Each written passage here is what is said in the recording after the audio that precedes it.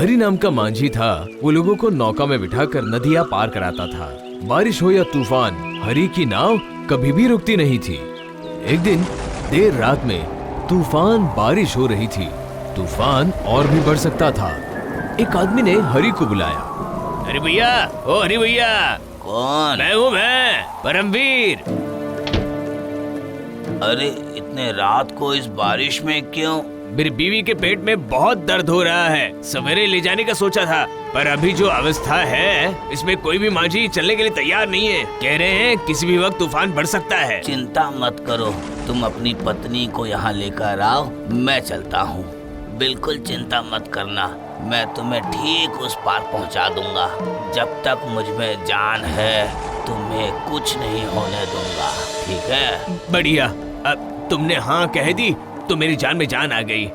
मैं अभी मेरी बीवी को लेकर आता हूँ। ठीक है, जाओ। हरि जब नौका लेकर नदी में पहुंचा तब बारिश और भी बरसने लगी। इसी वजह से हरि बहुत धीरे धीरे संभल कर नाव को आगे बढ़ा रहा था। अरे ये कहाँ पतवार अटक गई? कहीं कोई पत्थर तो नहीं आ गया? चल चल।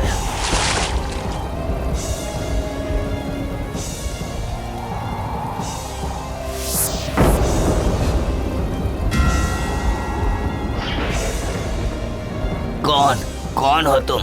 मैं मत्स्य कन्या हूँ। पता है, नदी के नीचे बहुत सारे बादल जम गए हैं। सूरज काले बादलों से छुप गए हैं। अभी वहाँ पे बहुत बारिश होने वाली है। लेकिन पिछली बार मेरा घर पूरा टूट गया था। जब बारिश होती है तो मेरे पास रुकने के लिए कोई जगह नहीं होती। इसीलिए तुम्हारी नाव देखकर उस नाव पर बैठने के लिए मैं ऊपर आई हूँ। नदी के नीचे सूर्य, ये कैसे? हाँ, सच कह रही हूँ। जैसी ऊपर तुम्हारी दुनिया है, पानी के नीचे हमारी दुनिया है। वहाँ पर भी दिन है, रात है। वहाँ पर भी बारिश होती है, बादल छाते हैं। पृथ्वी पर जब रात होती है तब वहाँ पर दिन होता है। लेकिन ऊपर भी तो बारिश हो रही है, तुम रहोगी कहाँ? जब तक बारिश होती रहेगी मैं तुम्हारी नाव पर बैठी रहूंगी। जैसे ही हमारी दुनिया की बारिश रुक जाएगी मैं चली जाऊंगी। इसके बाद मांझी और मत्स्य कन्या आपस में बातें करने लगे। उसके बाद मत्स्य कन्या ने जल में अपना चेहरा देखा और बोली, वो देखो, बारिश रुक गई। अब मैं जा रही हूँ। ठीक से जाओगी ना? फिर कब आओगी? अब जिस दिन हमारी दुनिया में बारिश होगी और तुम्हारी दुनिया में पूरब की तरफ बादल होंगे तब मैं वापस आऊंगी तुम्हारी नाव पर बैठने के लिए। इतना बोलकर मत्स्य कन्या पानी में उतर जाती है। इसके बाद जब जब बारिश होती थी और पूरब की तरफ बादल छा जाते थे, उस दिन ये दोनों मिलते थे। धीरे धीरे ये बात जमींदार तक पहुंच जाती है कि मांझी और मत्स्य कन्या आपस में मिलते हैं। तभी मत्स्य कन्या, ये तो कभी किसी ने नहीं देखा है। अगर मैं इसे बंदी बनाकर रख लूं तो शहर के लोग बहुत सारे पैसे देकर इसे देखने आएंगे और मैं बहुत जल्दी अमीर बन जाऊंगा। सुनो सेवक, ढोल बजाकर सबको बता दो कि मैं 3 दिन का समय दे रहा हूँ। 3 दिन के अंदर अगर कोई भी माझी उस मत्स्य कन्या को पकड़कर मेरे पास लाएगा तो मैं उसे बेशकीमती उपहार दूंगा।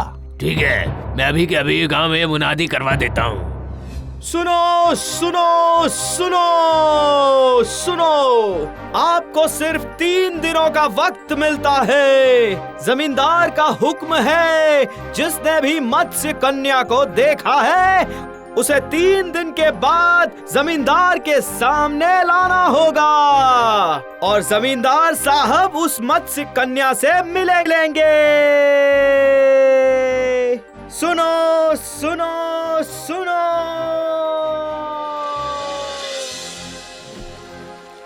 ये मुनादी सुनने के बाद सभी मांझियों में होड़ लग जाती है कि कौन मत्स्य कन्या को पाएगा, पर किसी के हाथ में नहीं आती।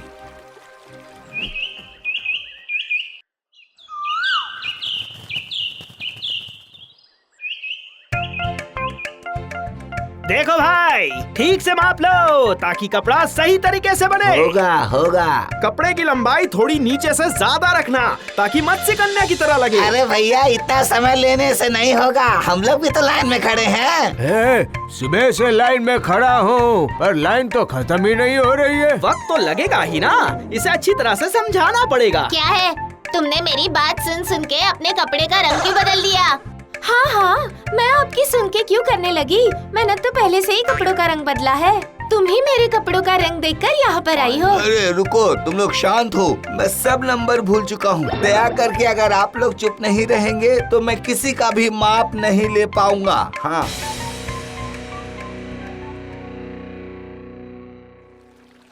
तीन दिनों के बाद सभी मांझियों ने अपनी अपनी बीवियों को मत्स्य कन्या के कपड़े पहनाए और जमींदार के सामने आकर खड़े हो गए।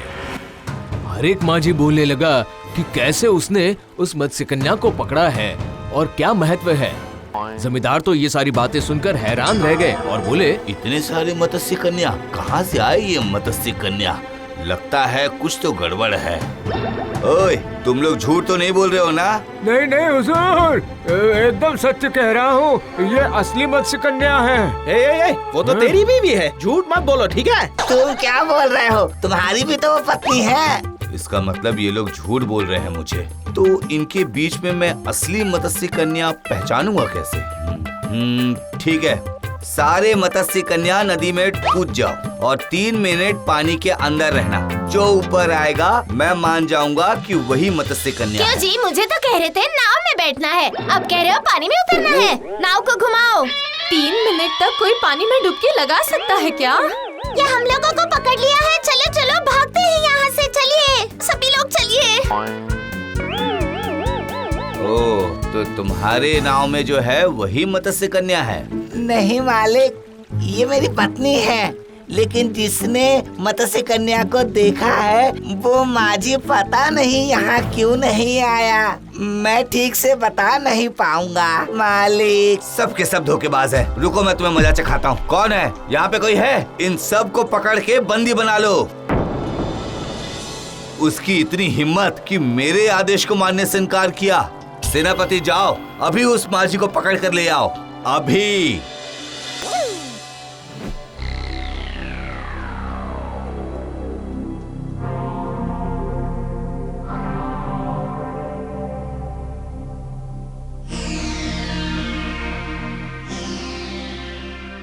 हरी, 3 दिन हो गए, तू क्या सो रहा था? मेरा आदेश तूने नहीं सुना?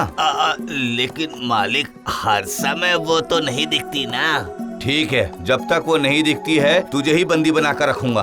मालिक, जब ईशान कोण में बादल आएंगे तब वो दिखेगी। आज ऐसा लग तो रहा है कि ईशान कोण में बादल आएंगे, तो हो सकता है कि आज वो मिल ही जाए। ठीक है। कोई है यहाँ पे? इसका हाथ बांधो।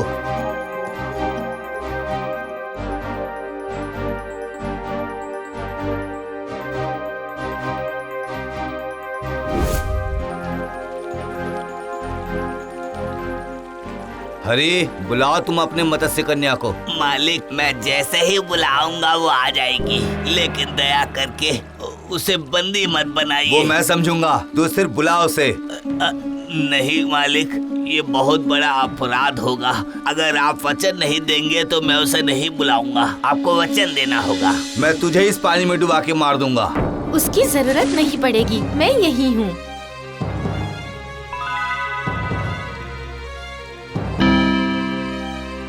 दोस्त, किसने तुम्हारे हाथ बंधे हैं? बताओ मुझे। मैं, और अगर तुम मेरे साथ नहीं चली तो पूरी जिंदगी हरी को बंदी बनाकर रख लूंगा, समझ गई? तुम मेरी चिंता मत करो मत्स्य कन्या, तुम भाग जाओ यहाँ से, भाग जाओ। जमींदार जी, आपको ये तक पता नहीं है, किसी को धमका के, डरा के, जबरदस्ती किसी से कुछ भी हासिल नहीं कर सकते। ये तो आप जानते ही हैं। अगर मैं चाहूँ तो अभी इसी वक्त आपकी नाव को गहरे पानी में डुबा सकती हूँ। हरी तो बच जाएगा, लेकिन आप डूब जाएंगे और आप गहरे पानी के पाताल में चले जाएंगे। अगर आप खुद का भला चाहते हैं, अभी इसी वक्त हरी के हाथ खोल दीजिए, नहीं तो इसी वक्त पूरी दुनिया को मैं बर्बाद कर दूंगी। मछुआरों ने मेरा घर ठीक कर दिया है। अब अगर तेज बारिश होती भी है तो मुझे कोई समस्या नहीं आएगी। अब अगर ज्यादा बारिश भी हो गई तो भी मैं ऊपर नहीं आऊंगी। और अगर तुम्हें मुझसे मिलने का मन हो, देखने का मन हो या बात करने का मन हो तो मुझे बस आवाज दे देना, मैं जरूर आऊंगी। और अगर तुम किसी मुश्किल में पड़ते हो तब भी मुझे याद करना, मैं उसी वक्त तुम्हारे सामने आ जाऊंगी। और जमींदार साहब, इसके बाद अगर हरी को आपने किसी भी तरह का नुकसान पहुंचाया तो मुझसे बुरा कोई नहीं होगा। ये बात आप अच्छे से समझ लीजिए। अभी मैं जा सकती हूँ हरी?